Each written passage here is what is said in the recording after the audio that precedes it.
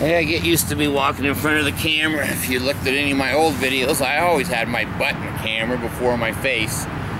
Maybe it was my face. I don't know. It might have been my butt. Anyway, Sir David the Bard.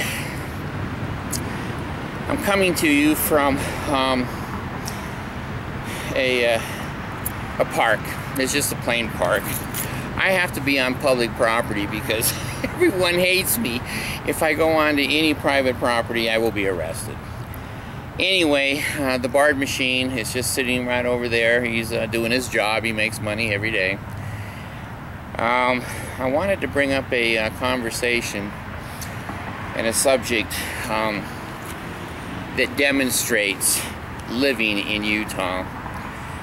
Now, I have a very good doctor. I've had two very good doctors, but I've got one right now that's very good. He's very nice to me, very helpful, etc. Now, you've seen my other two videos of the kind of day I had over at the doctor's office. Now, let me give some thoughts here because, you know, when you live in Utah, a lot of these behaviors, policies, and practices are underground. They're not visible. They're not transparent. You get discriminated against and you get hassled by the Mormons through their system. Now let me give you an example. I'm not going to go into details because they're boring and you can get them on the other video. The fact of the matter is, my doctor's office seems to be extremely incompetent.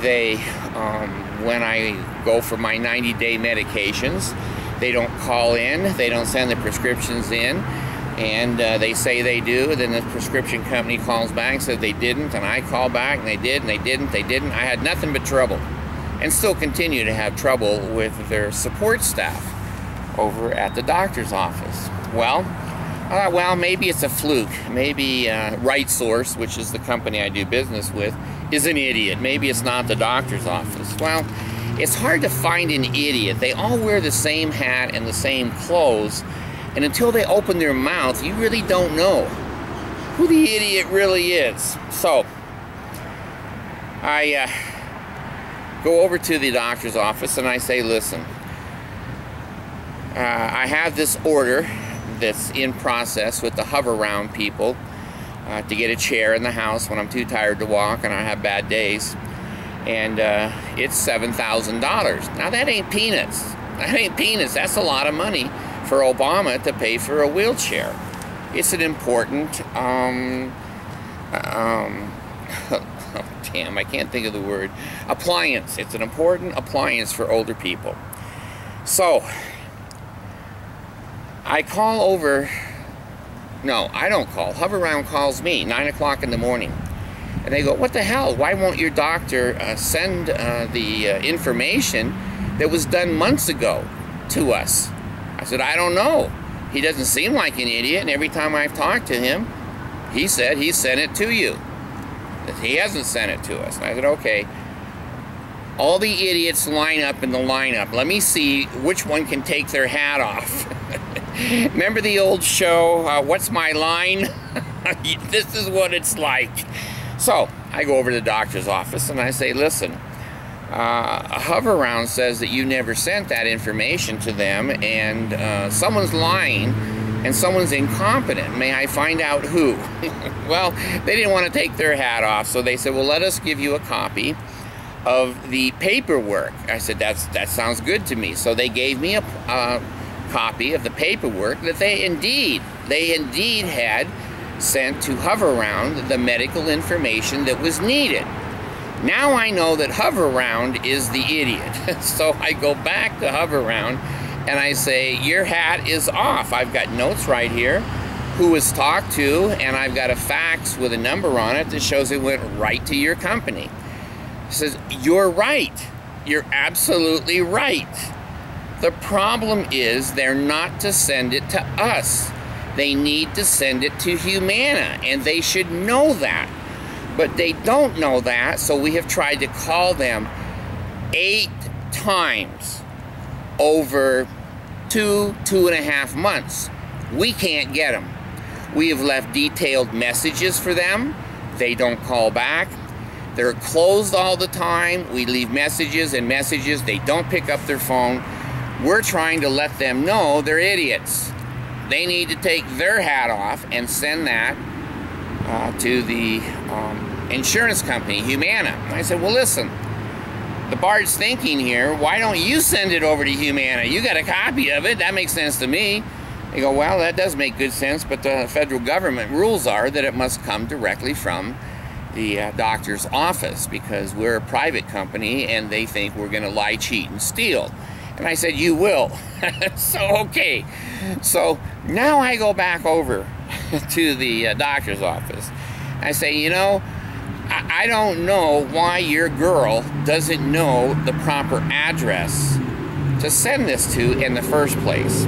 However, mistakes can be made. Why don't you answer your phone system? This corporation has called you time and time and time again, and you don't return their calls. They leave detailed messages. You know, it's kind of like a Three Stooges movie over here. So I call the one little girl at the desk, and I said to her,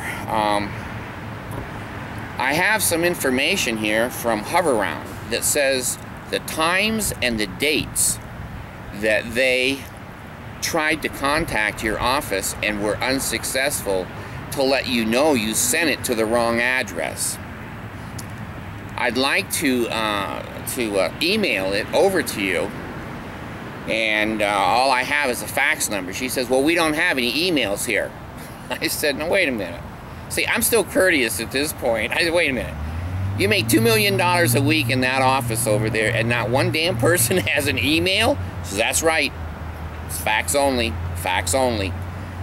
I said, well, you know, I talked to a guy. His name was Nick there, and Nick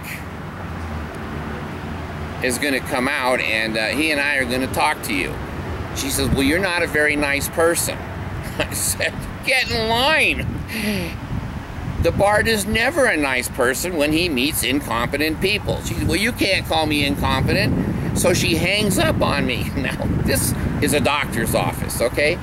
Supposedly a medical facility. So I go back, and I find, what's his name? Nick, Rick, Prick, I don't know. Dick, I don't know. And you know, I don't really give a shit. So I sit down with him and I said, are you in charge of the monkeys out there that have all the hats on that we don't know which one is the idiot? And she says, yes, I am. I said, let me tell you what monkey number one just did to me. She wouldn't let me email over to you the times and the dates and the problems that Hoveround has had getting a hold of you people. He says, well, that's unusual. I said, well, yeah, I was just going to email it. They just emailed it to me. I was going to forward it to you. But she said, no one in this building has an email. And he started laughing. He says, that's ridiculous. Everybody in the building has an email. I said, well, then she's incompetent, she's stupid, or she's a liar. Or maybe, you know, she's in special ed and she's answering the phones. I have an autistic child, so I can say that shit. He used to call 911 all the time. Finally, the police department, Aaron would call 911, the police department would call me, and they would say, David, is that Aaron? I go, yeah, it's Aaron. We're not coming. I said, okay. So anyway, this girl hangs up on me. She makes a psychiatric evaluation that I'm not a very nice person. She doesn't know how nice I was being. I mean, she had nothing to compare it to. So anyway, Nick, he comes and he says, David, I'm really sorry. He said, this does look like a Three Stooges movie. I said, well, you know, I would really appreciate it if you would go out there with me and let's find out who the moron was that hung up on me. He says, I think that's fair. You should be able to confront her. So we went out, and I went up to the desk, and there's 5 girls there. And I said, which one of you hung up on me? And the one in the back goes, I did. You were being loud. I said, you don't know how loud I can be, girl. Well, you weren't being very nice. I said, what do you have to compare it to? A lot of people that know me think that was a very nice phone call. I said, you called me a nice person.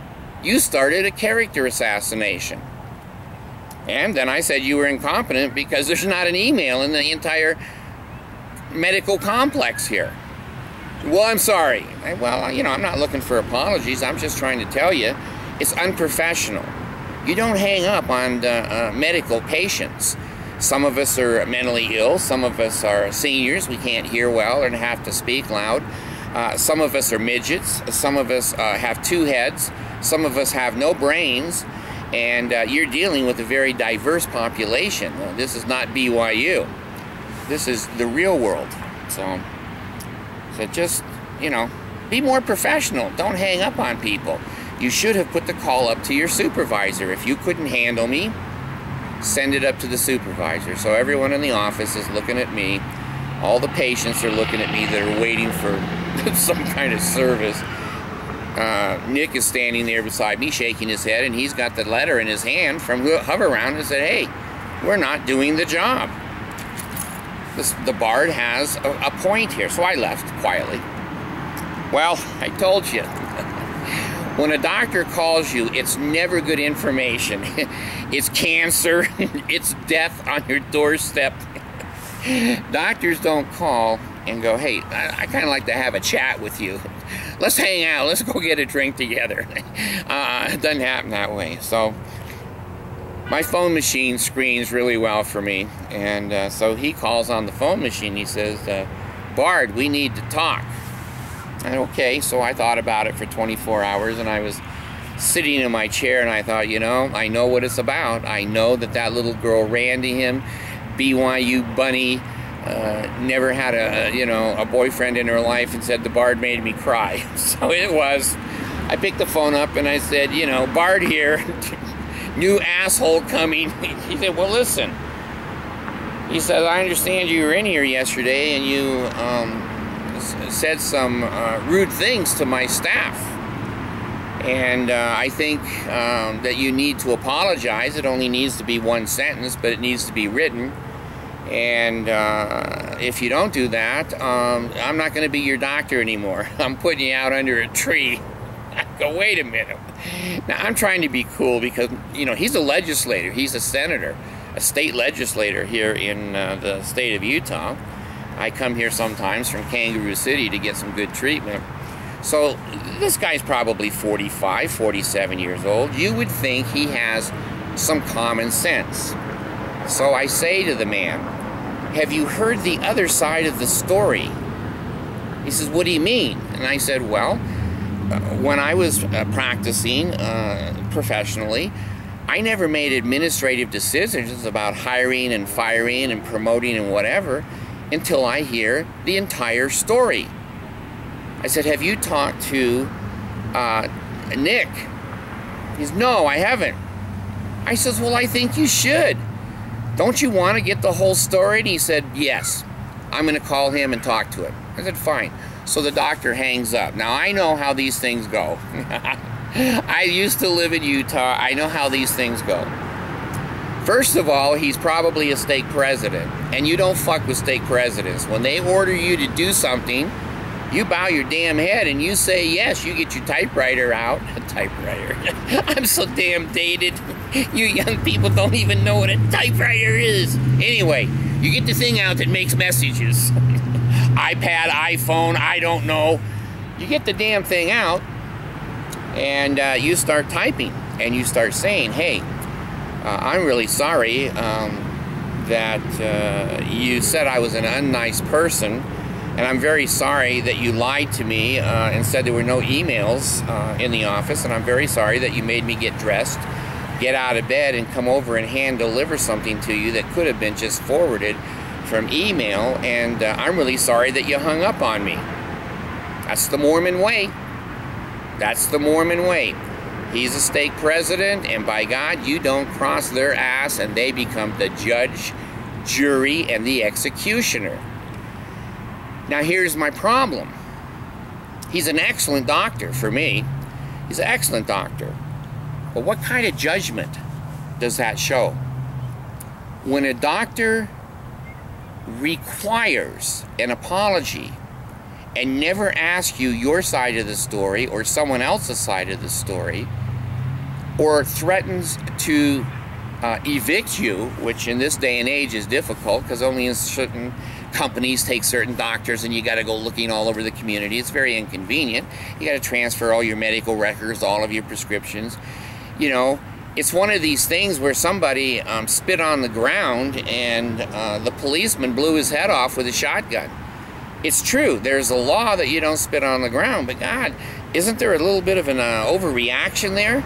So he used all of his guns. He pulled all of his guns out and started saying to me, "You're too young to." Back in the old days, when we had the westerns, the bully would pull both guns out, and then he would start shooting at the toes of his enemy, and he'd yell, "Dance, dance, dance," and the guy would dance because the bullets were coming out. Anyway, the doctor is yelling at me, "Dance."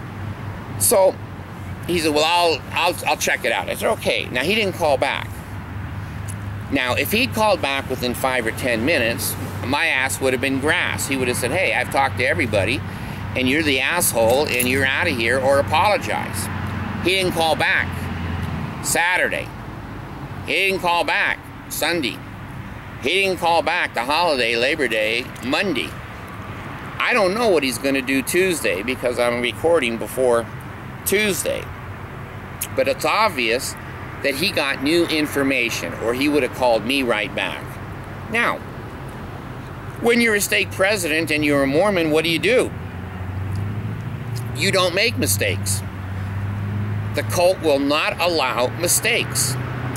So you hold to your original story and you scream, "That's my story and I'm sticking with it," like Larry the Cable Guy. Or the doctor will call back and say, "Well, you know, there seems to be a big misunderstanding." There's not a misunderstanding. He's got a very rude, untrained staff that hung up on me. And she needs to write a letter of apology. Now, here's where this is coming from in Utah. It's repentance, restitution. Repentance is part of the Mormon cult. And once you've been adjudicated, which I was, I didn't even know I was being adjudicated. But once you're adjudicated, you're a criminal. And now you have to pay back society with an apology note. Well, he's a good doctor, but, you know, for a state senator and a legislator, I'm not sure how much wisdom and how much experience he has in resolving problems in the real world. You don't hire and fire people. You don't take people to court. You don't mess with medications or legal entities that seriously affect another human being unless you have proof, unless you're sure.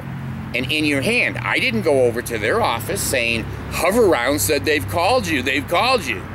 I knew that they would go, "No, they didn't, no, they didn't." Verbal in Utah is lie. So I went to Hoveround and I said, "Get me an email and show me the times and the dates that you tried to contact this doctor's office." And they did. Now I've got proof. That's when I went over there, because now I'm not going to just be a mental patient bouncing around, screaming, yelling, and acting like a goddamn fool. I have proof that that doctor's office was notified over and over that that paper was at the wrong address and needed to be fixed. They never called back. They never answered any detailed messages. They never. After 6, 8, 10 phone calls, that's enough. So then I went over with the paper in my hand, and when I saw Rick Nick Prick, I handed it to him and I said, "This email kind of speaks for itself, doesn't it?" And he looked at it and he says, "It certainly does." I said, "Are you in charge of these monkeys?" He says, "I am." I said, "When are you going to get the zoo in line?" He says, "Right away." He says, "After we talked on the phone and before I got this in my hand, we've already had a meeting." "You're right. Something's dreadfully wrong." I said, "Okay, fix it then. I'm not here to be punitive or obnoxious. I'm not going to make you bow your head and write me a letter of apology. I just want other patients to be treated fairly. That's all I want." So anyway, I have this choice now. If the doctor calls me back, being a Mormon, he'll probably say, "Well, I was right, but I'll keep you as a patient," and sweep it under the carpet. he may call me back and say, well, the young lady that was involved is new. She's retarded. She took a vacation in Hawaii, and she left her head here in the United States. I think we just need to cut her a little slack. Or he may call back and say, well, you know, I talked to Nick Rick the Dick Prick, and he's kind of told me your side of the story, and I should say to you, I'm sorry, but I'm not going to. I'm a Mormon authority, and I'm never sorry, and I have the authority to do anything I want, anytime I want, whether it makes sense, whether it's legal, whether it's kind. I can kick your ass no matter what. And I'm in the power position, and you're not, and you're fucked. Or he may call back. I don't think he's this big of a man. He's an excellent human being, but I don't think he's mature enough to say, you know, David, I overreacted. I should have gotten all of the details before I ever gave you a call, and I just want to apologize. Can we just go forward from this point? And I would say, sure. I don't think that's going to happen. I'm predicting right now, I don't think that's going to happen, because Mormons are never wrong. They never apologize, and as soon as you give them a little bit of power, they're off to the races. You're dog shit, and you have no legs. You're just rolling dog shit. So anyway, I just wanted to, I'm watching the BARD machine. I've got somebody who is a hoodie. No, the hood of the car, no, a hoodie is looking at it. So as long as he doesn't touch it, I don't care. So anyway, I just wanted to put this video together. I'm sure that other of you have had these kinds of problems, but in Utah, you're punished because of the Mormon cult. This would not happen at a real doctor's office. He is a real doctor, but he's also a real Mormon. And the cult has taught him to treat people like this, that if I don't agree with him, and if I don't kiss his staff's ass, I'm going down the road. Now, there's another possibility. He may be bopping the girl. Bopping and a hopping on her, you know, and when she cries, you know, he's going to kick anybody out. In Utah? I don't know. I'm not inferring that, but I am saying the way this situation is going down, and the way he protected her instantly and brought out all of his guns and started screaming, dance, dance, dance, and put me on a repentant process, it's a little bit of an overreaction. So I'm not quite sure where everything is coming from, but I'll keep you informed. It's interesting. I'll keep you informed. If I may have to get another doctor. Anyway, I still have health in the navel, marrow in the bones, strength in the loins and in the sinews, power in the priesthood. Be upon me and upon my posterity through all generations of time and throughout eternity. I got to get up because Alpha and Omega is not here, and the BARD's gone.